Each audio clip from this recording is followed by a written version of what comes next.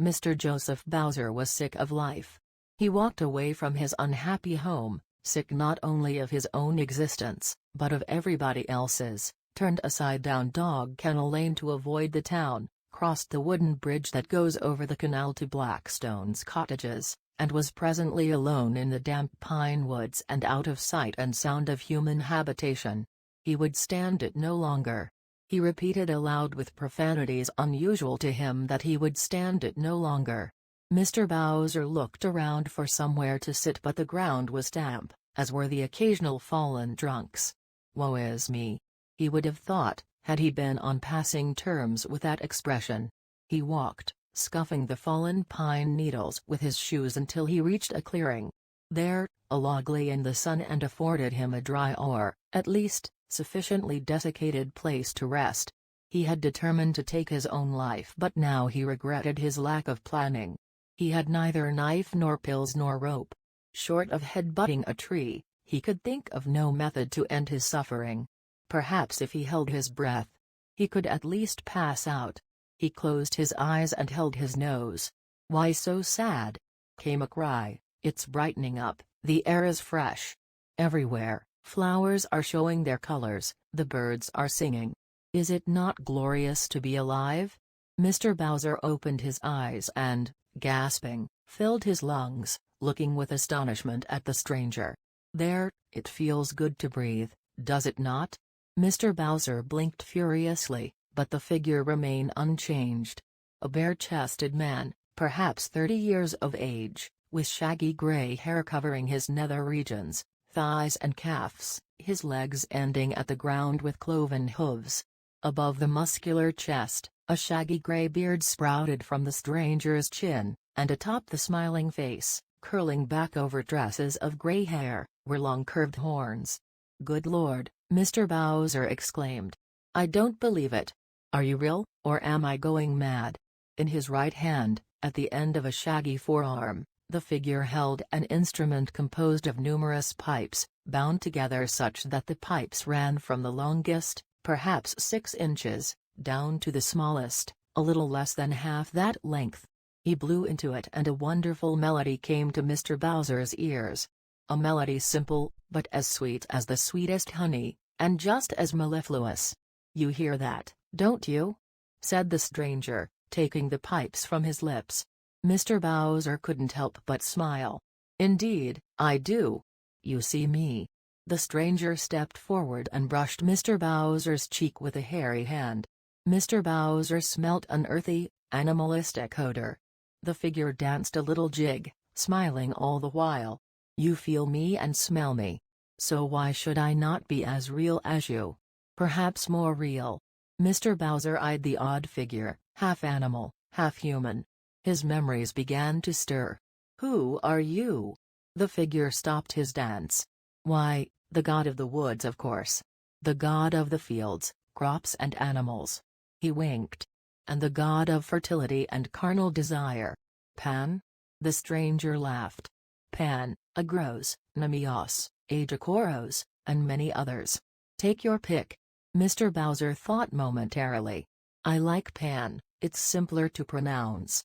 Pan joined Mr. Bowser at the end of the log. He closed his eyes and looked up. "Isn't it nice to feel the sun on your face?" Mr. Bowser suddenly remembered why he was there. "Not when you've got as many problems as me." Pan cocked his head. "And, what, pray, may be so bad in your world?" Mr. Bowser sighed. "Oh, I hate my job.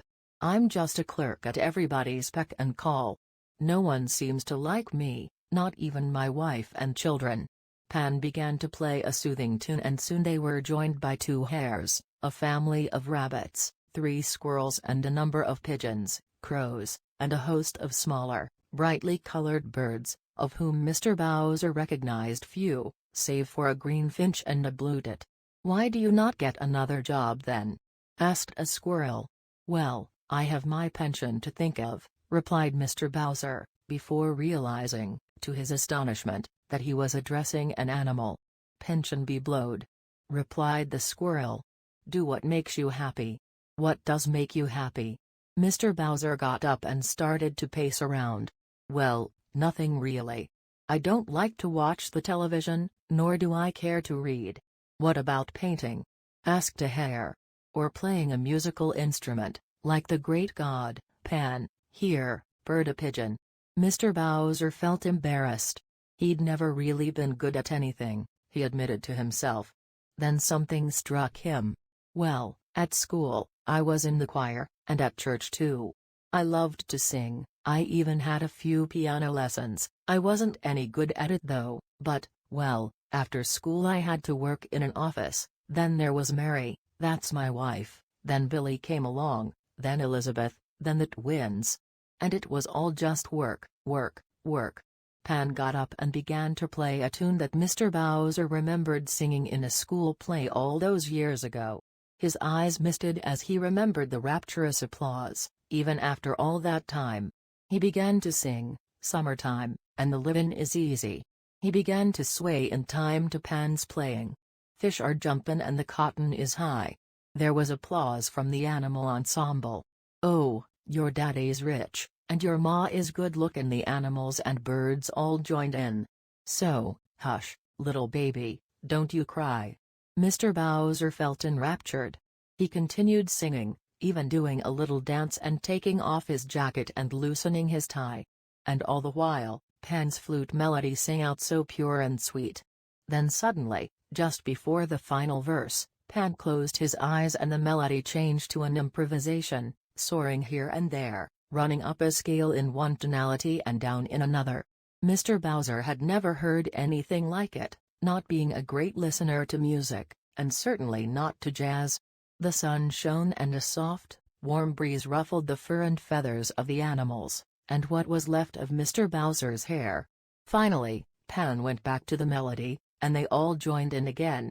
At the end, Mr. Bowser closed his eyes and spread his arms out wide. "So, hush, little baby, baby don't you cry." Mr. Bowser kept his eyes closed, sustaining the last note, expecting to hear the animals cheering. Instead, there was nothing. He opened his eyes to find himself in an empty clearing. No animals, no Pan. With a heavy heart, he walked over to where he had last seen Pan. Sure enough, there were hoof marks on the earth of the forest floor. He sat down on the fallen log once more and thought over the events. Well, he couldn't change things just like that, but now he thought about it, there was a local theater group, and they did musicals too. Just the other day he'd seen a flyer asking for new members to join. At the time he'd scoffed at the very idea, but now, well, now, why not? He'd always been told he had one of those pleasant but neutral faces, good for acting, and after all hadn't he just proved he could sing? Mr. Bowser picked up his jacket, straightened his tie, and began to march back the way he had come, ready to face the music. Back the way he had come, ready to face